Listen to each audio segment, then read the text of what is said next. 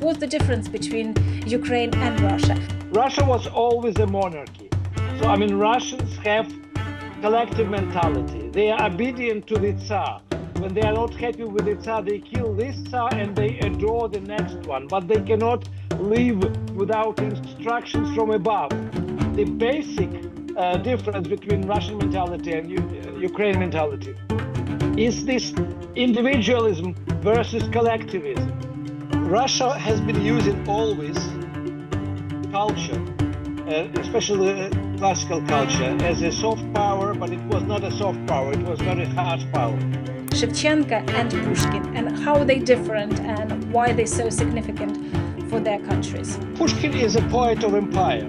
Shevchenko is self-made poet and self-made artist. There are two opposite destinies. Somebody who was loved by Tsar and somebody who was hated by Tsar.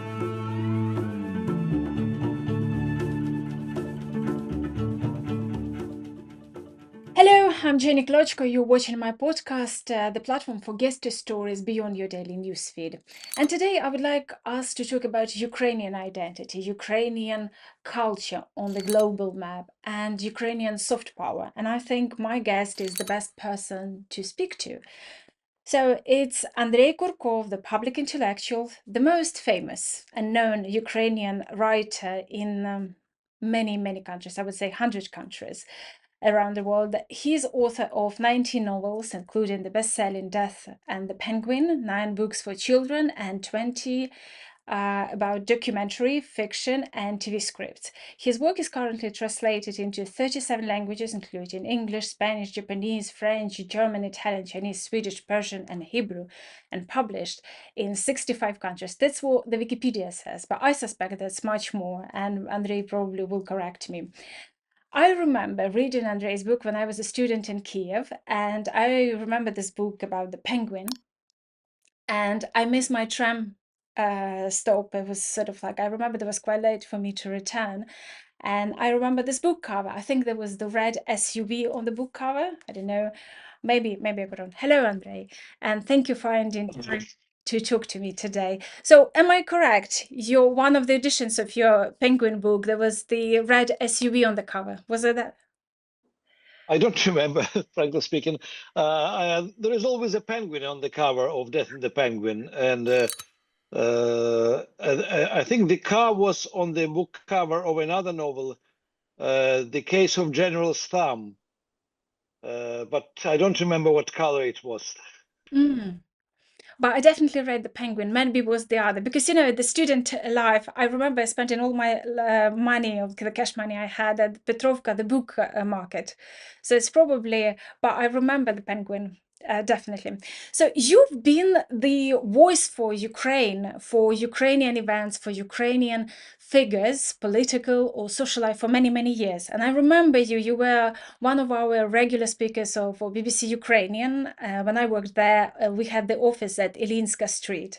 And you were always available. You were always ready to explain and sort of like interpret what's happening in Ukraine for the global audience. And it was long before the Crimea was annexed, long before the Russian invaded the East. So how changed all of this since then, comparing pre-war situation and now what is happening, all these dramatic developments with the new team in the White House? Well, it's a good question because before 2014, not many people in the world wanted to know more about Ukraine. So it was quite a difficult task to fight against cliches. And the cliches were always the same: Chernobyl disaster, corruption, and post-Soviet reality. After 2014, actually everything changed, but the first changes happened in 2004-5 during and after Orange Revolution, when suddenly actually Ukraine was on the news non-stop for several weeks. And now I think more or less everybody who is interested in geopolitics in the world history knows about Ukraine enough to be able to judge what is happening in Ukraine today. So, although I should add also that in 2022-23, I did a lot of talks and public discussions in Europe and outside Europe about uh, Ukraine, but already in the context of Russian-Ukrainian relationship and history, actually, of Russian animosity towards Ukraine, the history of Russian fight against Ukrainian identity that you mentioned, because actually not many people realize that actually this war on Ukrainian identity was started by Peter the Great in 1720. Exactly, it was him who signed the first decree banning publication of religious texts in Ukrainian language, and he ordered to remove all texts in Ukrainian from the churches on Ukrainian territory. So now I would say that probably all Europeans and many educated people outside Europe are aware about difference between Russia and Ukraine, and about actually Ukraine as a nation, Ukraine as a state, Ukraine as a separate international body.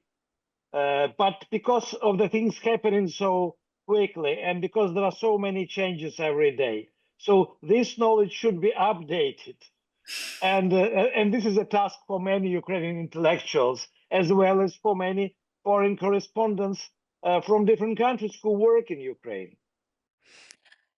Yes, but you see, you mentioned that the global community should be aware of the difference between Ukrainian and Russians. And actually, what I started my podcast only a year ago, but I still see this hesitation.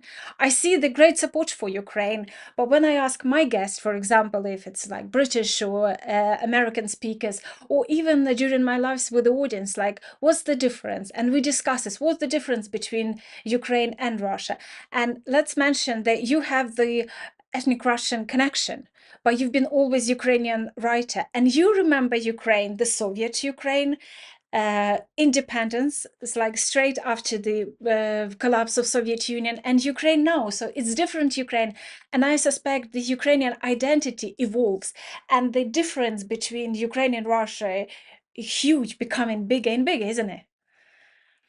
Well, I mean, Ukrainian identity actually comes from 16th century, from the times when Ukraine was independent from Russia and sort of independent from Polish kingdom, when actually Ukrainian Cossacks were running their land and they were choosing their leaders who were called hetmans.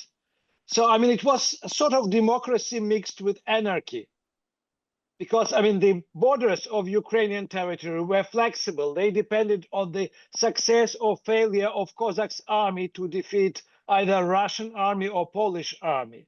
It also depended on the relationship with Crimean Tatars, who very often were fighting on Ukrainian side and helping Ukrainians, but sometimes they would change mind and go back to Crimea, leaving Ukrainians without their help, like it happened in Berestechko. So Ukrainians are politically much more active from that time. They're individualists because every Ukrainian thinks he can influence the political vector for political development in his country. Russia was always a monarchy. So, I mean, Russians have collective mentality. They are obedient to the Tsar. When they are not happy with the Tsar, they kill this Tsar and they adore the next one. But they cannot live without instructions from above. They cannot do anything on their own. They don't have initiative. Whereas Ukrainians, if one is unhappy, he is trying immediately to stir up the situation and to find people who will go and protest together with him. That's why we had two Maidans, and Russians had only small protests on Bolotnaya Square, and that's all. So, I mean, the basic difference between Russian mentality and Ukrainian mentality is this individualism versus collectivism. It's also, but I mean, it's much more, I would say, deep and complex than just these two simple words that I used, collectivism and individualism, because for Ukrainians, because of their love for freedom, freedom is more important than stability and money. For Russians, who are actually were told and still are told that freedom is a bad thing, freedom brings instability. So for them, stability is more important than freedom. Then actually, freedom gives imagination, including political imagination. That's why if we had at some point recently 40 million Ukrainians living in the country, we could speak about 40 million different images of Ukraine, because every Ukrainian sees his country differently and dreams of different Ukraine. In Russia, the image of the great Russian Empire is always the same in every head of every Russian. So I mean, we have two completely different approaches towards life and towards a role of individuum in life, in political life, in social life. What I see, you're very present in the British media field, your articles, your participation in the talk show, but you're also super active in the French media field. And do you see the differences between them, and especially the influence of Russian propaganda? Because I know I looked at the study of Russian propaganda in different countries, and it seems like France is more influenced by this Russian intellectuals and not that many Ukrainian speakers. I know not as many as they present in the US or in the UK. So would you compare? And do you think the Russian propaganda is significant in different countries? Well, I mean, Russia has been using always culture, especially classical culture, as a soft power, but it was not a soft power. It was very hard power.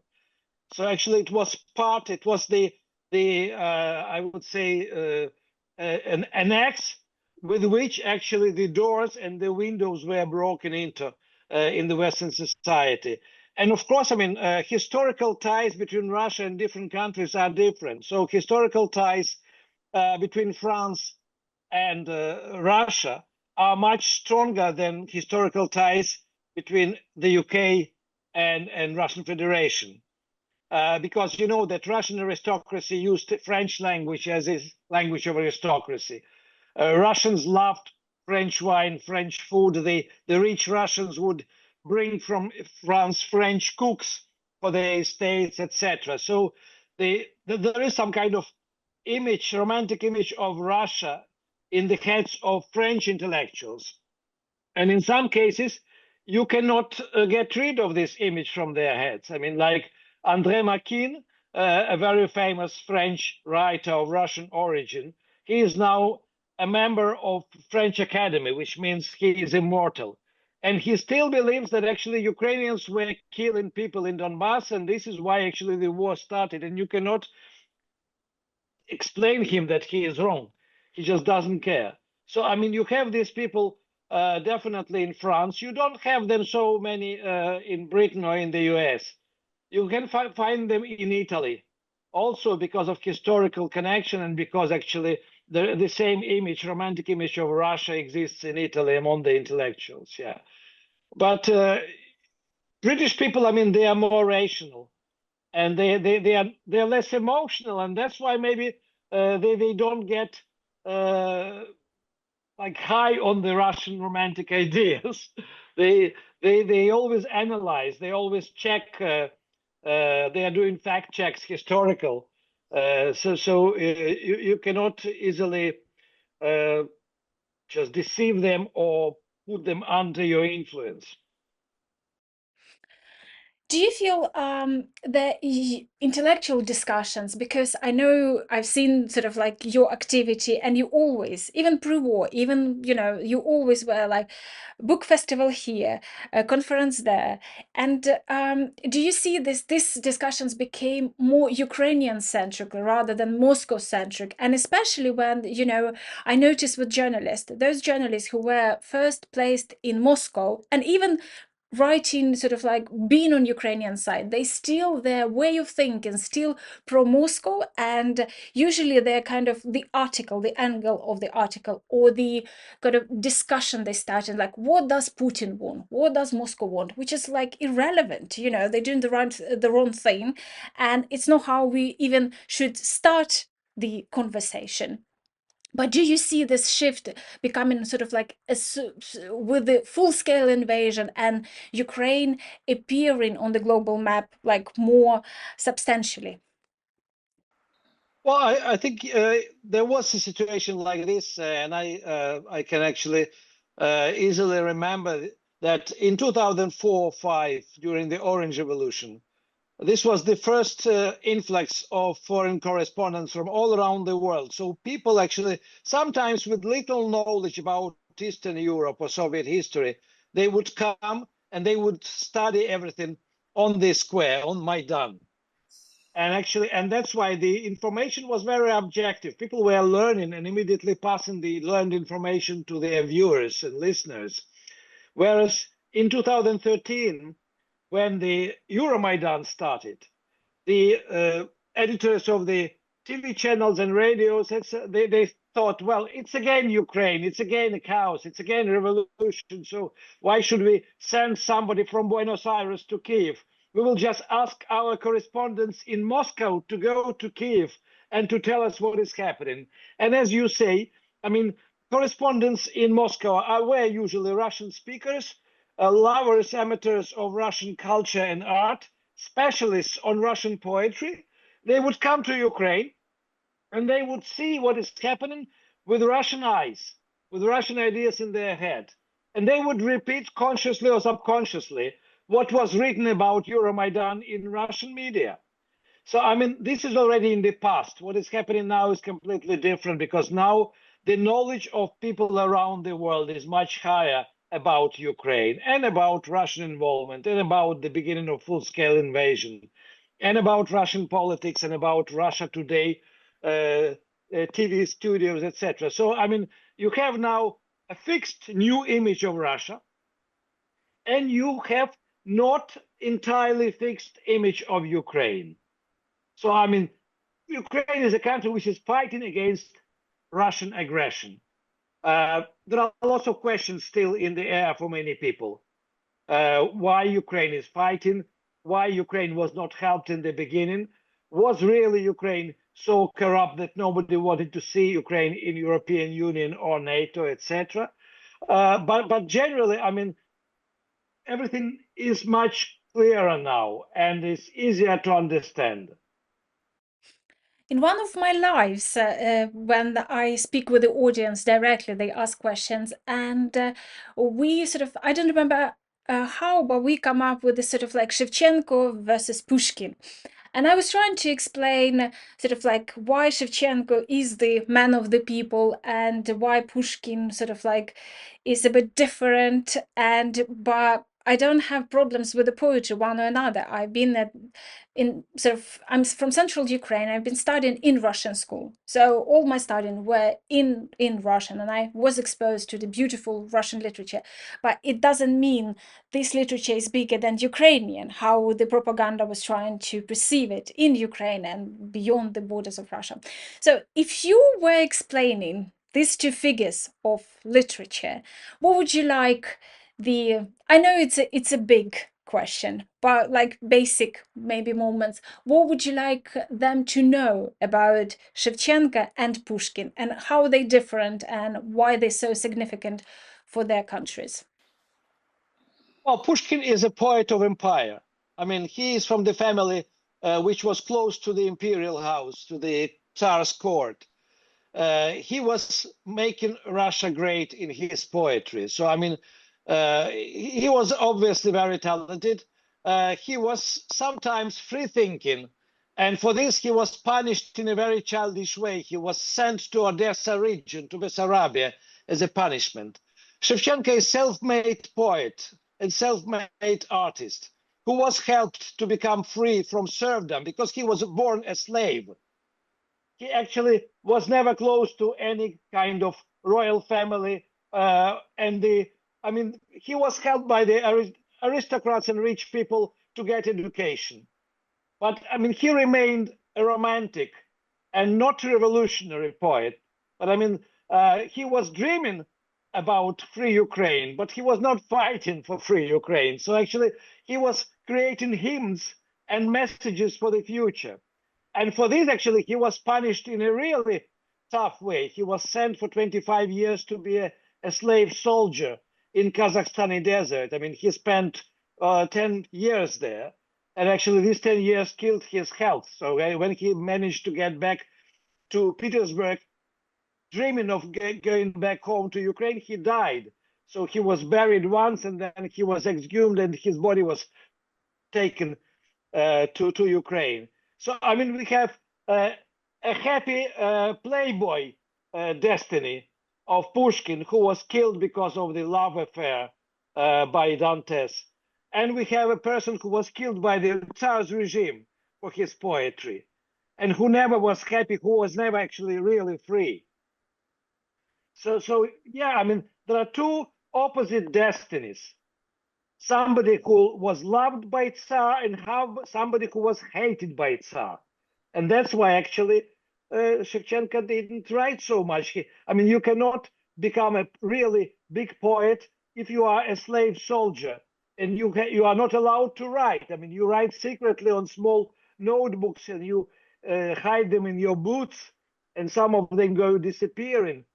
So I mean, this is a tragedy versus, well, I would say tragic comedy or black comedy with Pushkin.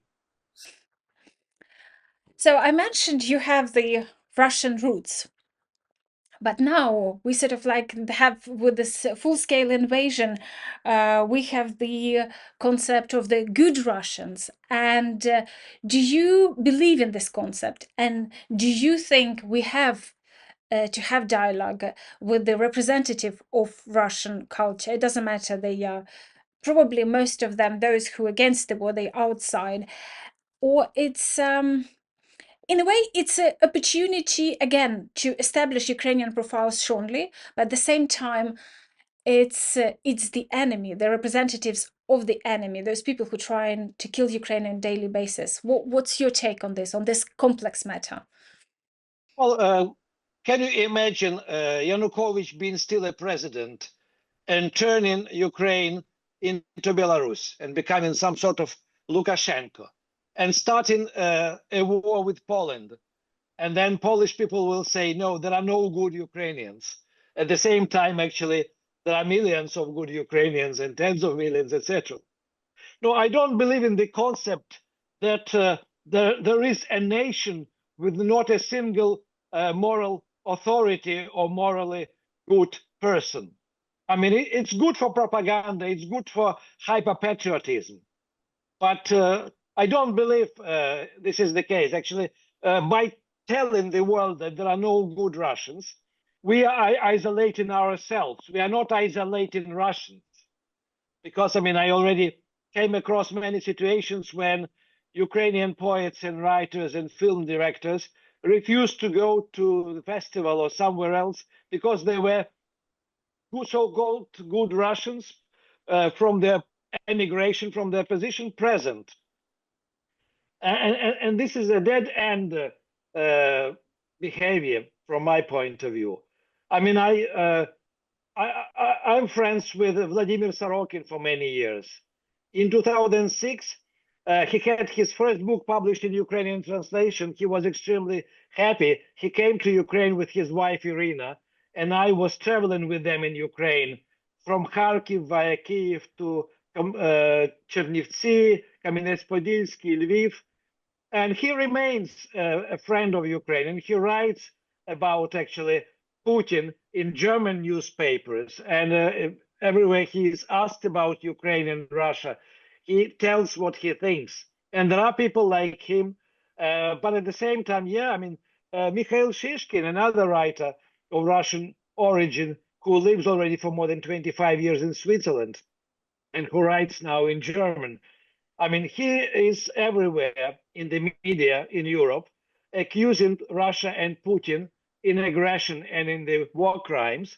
At the same time, when Yuri Andrukhovich had a meeting with him in Norway during one festival, Andrukhovich was cancelled. So I mean, this is a not normal situation, but this is the result of the trauma, psychological trauma, and I should say that people who think more, they suffer more, and they are more traumatized. So, I mean, Ukrainian intellectual community is very traumatized. It's radicalized. It is searching for an enemy within, between themselves, quite often. And this is not normal situation. How to find a way out of it before the war is over, I don't know. But as I said, I don't believe in the concept that there are no good Russians or there are no good Belarusians or there are no good, I don't know who. So you as an author, an observer of life, and you sort of like absorb in this life, and then it's you create in your books. So and um, the how the Ukrainian society inside the country, because we know millions left as refugees, has changed since the full-scale invasion, and do you think, or how long do you think it will take for us to heal and being able to reflect on these tragic events which happens right now, and, for example, create some adventurous films or even some sort of like comedies, through because at the moment I can't even imagine it coming to Ukraine, and anytime you come to the church, there's a funeral, and it doesn't matter is a Georgian Legion or it's the foreigner from the other country or it's Ukrainian, any church in Kiev, and you would unwillingly will witness this tragedy, this human tragedy. So when do you think it's going to happen, and how long do you think we will sort of, as our generation, will get there, or it will take much longer to heal the wounds? Well, we have a tradition of keeping the tragedies on the surface of the Ukrainian history. So, I mean, we are talking and we are writing still books about Holodomor. And we didn't make a good film about Holodomor as yet. So I mean, we didn't create proper novels about deportation of Ukrainian farmers in 1930s and 1929. We don't have a good film about executed Renaissance, about the writers and poets who were killed in 1937 in Sandarmoh camp. So I mean, there will be lots of attempts to make a good film about this war. But generally, what I want to say that uh, the war will be with us until Ukrainians decide that we have to normalize life, that we have to actually turn away without forgetting about the war, but we should more think about the future than about the past. Because what happened, Ukraine didn't have a past in the Soviet time. Ukrainian history was not available, accessible. People didn't know the history of Ukraine, even if they lived in Ukraine. Now it is available. It consists of lots of tragedies, and one huge tragedy of this war is added to this history. So, in fact, actually, I think, yes, we will need love stories and crime stories and adventure films and everything else that can make life more normal. But I mean, people who will decide to write these books or to make these films, they will have lots of obstacles because others who were still hyper patriotic will tell them, no, we should pass on our hate for Russia to future generations, not pass something different. So, I mean, this will be quite an ideological discussion, I think. But I mean, you are right that without all normal genres in the arts of Ukraine, Ukraine will not be able to come out of this trauma. And if a society doesn't come out of a trauma, we can see what is happening now in Bosnia. The trauma will direct the lives of people. How the full-scale war changed you, and do you like the person you've become for the since so like this for the past 3 years? Well, I think everybody's life was changed completely, as well as mine. I was already a refugee. I was a displaced person. I lost a lot of qualities that I used to possess in previous life, and I almost lost my sense of humor. Well, I lost it twice, but it came back in a bit different shape, in different form. And I don't like myself today, but I know that there is no return. So I have to adapt to myself as myself, I adapted to the new life. I know the rules of life during the war. I know what to do when I hear siren, what telegram channels I should check to find out the reason for this siren, for this air raid alert. I know how to travel without aviation, and I know that each travel from Kiev to any town in Europe will take approximately 2 days. So I calculate uh, my travels when I get an invitation, and I decide, is it worth of spending 4 days on the road for the sake of one talk in Paris or one discussion in Brussels? And of course, I mean, there is some kind of heavy psychological load because you consume only negative news now from the morning till the late in the evening. And the smartphone tells me every Sunday that your smartphone or phone time increased by 4 hours this week or 7 hours. I mean, this time I waste on smartphone, it's all reading the news, the news which will be changed tomorrow. I mean, they don't have any value for the eternity or even for my lifetime. They're just telling me what bad is happening now. I remember the times when it was impossible to order on Amazon any Ukrainian author, and I remember how happy I was every time I was coming because I live in London since 2011, and I remember coming to the bookshop and I always will see your book, but now the variety or the choice is bigger, and I know the modern writers get more translated. Is there something you would recommend or somebody you would recommend for those people who already started learning Ukrainian or interested and would like to deepen their knowledge? Well, if we are talking about books in Ukrainian, yes, I mean, Ukraine has now excellent nonfiction authors like Artem Chapai, Alexander Mekhed, but also fiction writers who were or are the soldiers on the front. Markian Kamish is one of them. And yeah, I mean, Ukrainian poetry is on the rise because actually it turned out that in the wartime, many people prefer reading or listening to poetry rather than reading novels, because to read novels you need concentration, quiet time, stable situation, which you don't have now.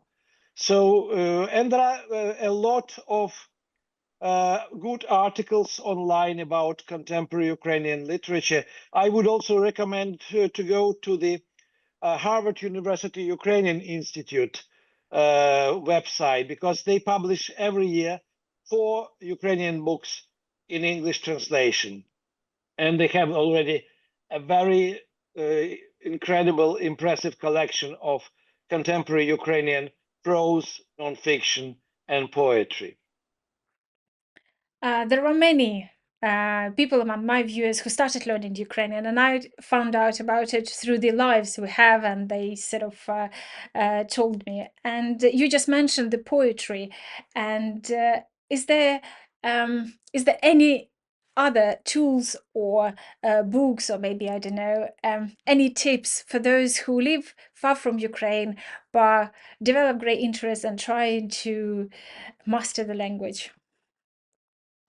Well, I mean, there is such a phenomenon as video poetry.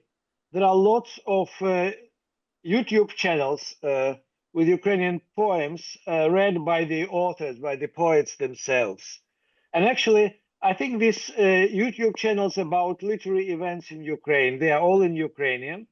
Many of them are very good quality, and the quality of sound is excellent. So I think these could be very helpful for anybody who wants to learn Ukrainian. And the last question I ask all my guests, and it doesn't matter how they're foreigners or they're Ukrainians, why do you love Ukraine and what do you love the most about Ukraine? Well, I mentioned already this word freedom, which is so natural in Ukraine. And it's also, until the war, it was freedom plus tolerance, tolerance to the opinion which is opposite to yours. Now there is less tolerance, but the freedom is still there.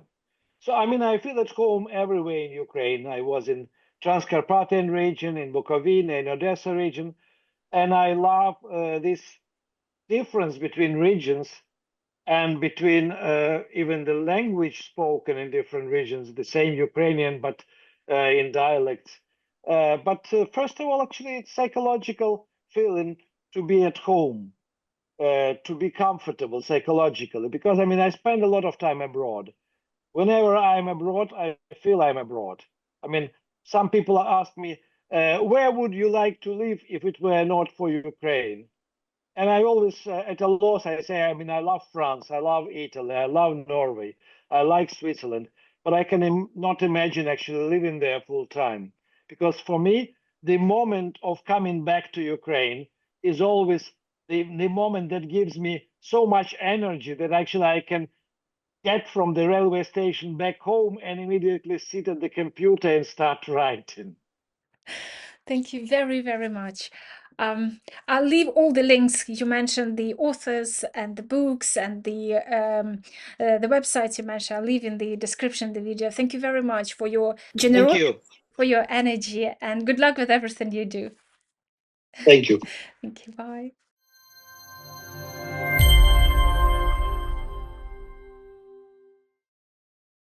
Well, that was the author from Ukraine. That was the intellectuals. That was probably the one of the most known and famous faces on Ukraine, Andrei Kurkov, and he's author of many books for children, for adults, for the articles in the newspapers.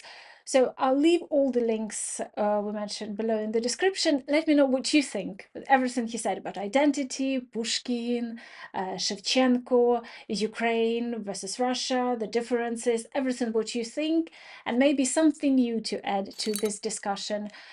I love your comments, and we discuss with all these aspects on Monday after this interview is published at 7:30 p.m. UK time. I'm Jenny Klochko. Thank you for watching, and please don't forget, like, share, subscribe. It helps a lot to develop my podcast channel. Thank you.